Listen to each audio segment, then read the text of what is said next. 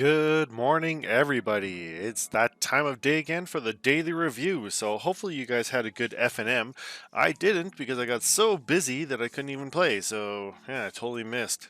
But anyways, it sometimes happens, and that's okay too because there is life beyond Magic.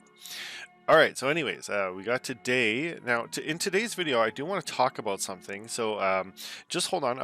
What I'm going to do is just go through the daily review, and then I do want to talk about a topic. And actually, I'm looking for my viewers' participation to kind of see what you guys think as well.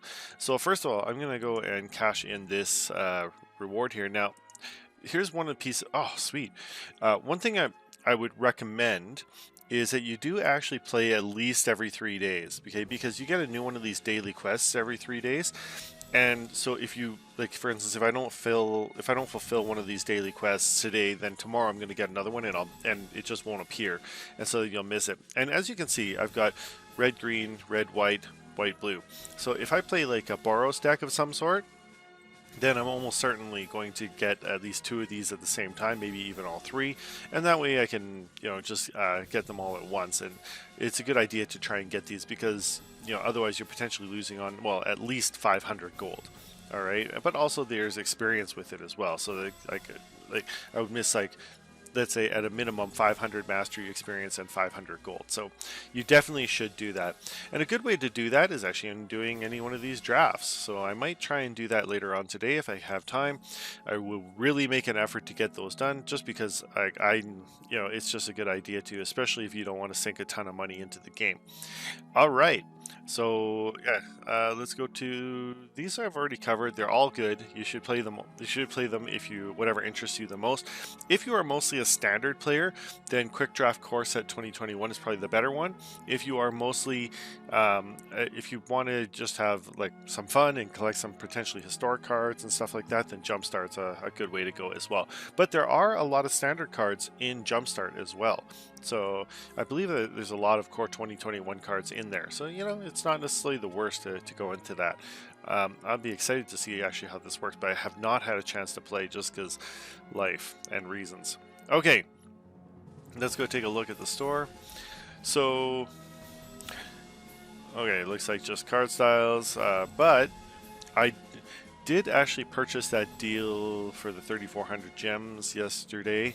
That one was actually worth it. None of these are worth it, even though these are actually almost all played.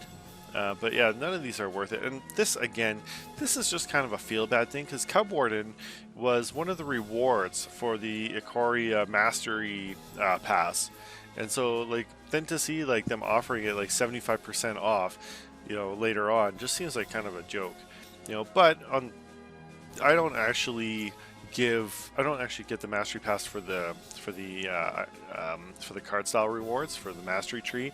What you do get it for is for these, right? Because normal level is like every second level you get one of these Core 2021 packs, but if you get the mastery pack, you get these like other packs underneath, right? I don't really care about ICRs and stuff like that. Although that Skeleton Archer one looks pretty nice. Although I've never seen this card ever played, it'd be maybe nice in a cube or something like that. But yeah, I mean, like getting these extra packs here and there is actually totally worth it. And that is one ugly dog. Alright, anyways. Okay, I really don't like the dogs that much. I prefer that owl. That owl's the best. Oh, and okay, Nicol Bolas or Ugin.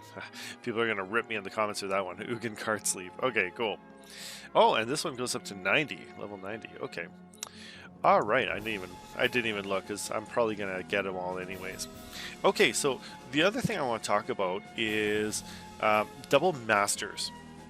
So let's take a look over here. Now in double masters, now I live in Canada, so I have to pay Canadian pricing, and there's import duties and stuff like that. I know, haha, I just said duty. Okay, but one VIP edition pack of double masters is 140 bucks. Now, this isn't for everybody, of course, right? But here's my question to you as the viewers, right? So maybe leave a comment and say, do you think Magic is getting too expensive? right? I know this is actually all the talk right now. The professor released a video about it yesterday. Rudy's done a video on this, and there's differing opinions, and I guess it depends on where you're coming from, right? So the professor is talking about it from the standpoint of a player, and Rudy's talking about it from the standpoint of an investor. So is it getting too expensive though? And here's what I think. I think it actually is. All right, because here's my reasoning. Now, there are definitely premium products like Modern Masters and stuff like that, and maybe even Double Masters that can be expensive because they're not really made for everybody, right? It's not that that you necessarily need these to play, right? And so like these are all just if you're just getting something that's bling, then you can make it however expensive is whatever you want, right? So if you want to sell like that secret layer land, just like the fetch land pack for $300 or $400, then okay, that's your business, all right? But one of the reasons why Magic is so successful now is because they targeted young people when they were first coming out. I remember I have a degree in engineering. Yes, I remember that. So I have a degree in engineering, but when I was in engineering in the early 90s, that dates how old I am, but a lot of people in engineering were playing Magic the Gathering, right? And well, if you look at who was actually playing Magic the Gathering at the time, it was all like the nerds who were into engineering, computer science, and eventually went into like law and business and stuff like that. And all those nerds, I'm not saying everybody's like that, but all those nerds eventually became high income earners who could now afford these things like this, right? Now, the problem is that if you cut out young people from the game, then what you're doing is you're creating a problem that's not going to manifest itself until like maybe 2 or 3 decades, or maybe 1 or 2 decades from now, right? And I want Magic to last for forever, right? And so what you're looking at is a problem because over time people are going to come out of Magic, they're going to stop playing it, right? But if you don't ever add new people in, then it's really hard to get people like to keep building it, right? Another example I have is like I used to coach rugby, and you could take like people who were, let's say, in grade 10, 11, or 12 on your team, right? And a lot of coaches would only take grade 12s because they'd be obviously the best players. But the problem with that is because you're not getting anyone new to the game, you're going to have 1 or 2 great years. But then after that, the grade 12 players have all graduated, and you have not spent any investment into the grade 10s, and then you got no one. And those teams would have, like, again, 1 or 2 good years, but then they would just ultimately fail, right? And then rebuilding the team would be really hard because what would happen is that you'd have a losing streak, and then you're trying to recruit people, but people wouldn't want to recruit onto the team because you have a losing team, right? And so I think that what we have to do, especially as a Magic community, and well, as Wizards of the Coast needs to do, is really focus on getting young people into the game and giving them accessible ways to play. Now, in Magic Arena, I think it's probably okay because you can play for free, and it's not super expensive to play Magic Arena, and it's still fun, right? But when it comes to paper Magic, even getting into Commander, right, is getting more and more expensive. The intro decks all suck. I never recommend intro decks at all because they're just terrible and you can't do anything with them. The last good intro deck, and it wasn't even an intro deck, it was a dual deck, was Merfolk versus Goblins that I had recommended. Because Merfolk versus Goblins, what you could do is you could actually get 1 pack for yourself, 1 pack for your friends, and then take, like, let's say you chose Merfolk, your buddy chose Goblins, right? You give him the Goblins from your pack, he gives you the Merfolk from his pack, and that way you can actually just get almost like two ofs or 3 or 4 ofs, for all the main cards, and then spend an extra like $20 or whatever and get a couple lords or something, and you have actually almost the whole Merfolk deck, or at least a playable version of it, or at least and then on the Goblin side you can spend a couple bucks and put in a few key goblins, and you have a workable goblin deck.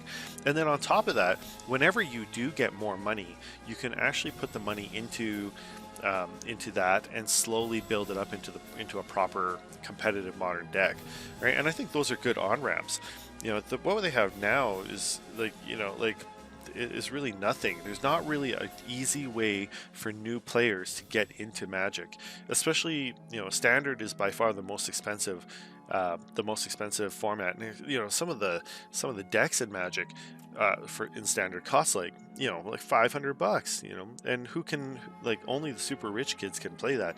And what you need to do is have a good on ramp for young players, right? So that they can afford these premium products later, right? Because you're going to get these nerdy young kids who are into math, into like statistics and stuff like that, who love this sort of game. And then what they're going to do is they're going to become successful later, and then they'll become high income earners, and then they will buy all these like premium products later. It's the same thing with McDonald's, right? That's why McDonald's is so successful, because they are so kid friendly that everyone has like really good memories of McDonald's from when they're a kid. You always get a toy. They have like Happy Meals. Everything they have a really welcoming, safe environment. And when you're older, I keep saying when you're older, then you remember that and you bring your kids to McDonald's, and so that's why they're successful over time, and they haven't just faded away. And I feel like Wizards of the Coast is kind of forgetting that sometimes with a lot of their real kind of cash grab products. What I need to see from Wizards, or what I'd like to see, is an easy way for new players to get into the game.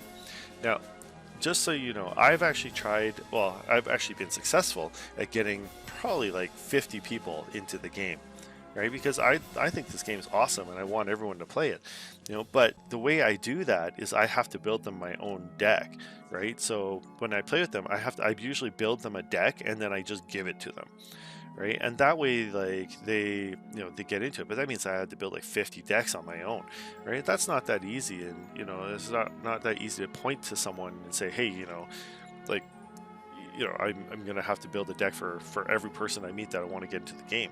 It'd be nice to be able to point to someone and say, hey, get this product. This is a good on-ramp into Magic, and you could really get a good taste of it. I guess the best example is the Challenger decks. Those ones are pretty decent, but the thing with the Challenger decks is that they're almost always just ready to rotate out immediately.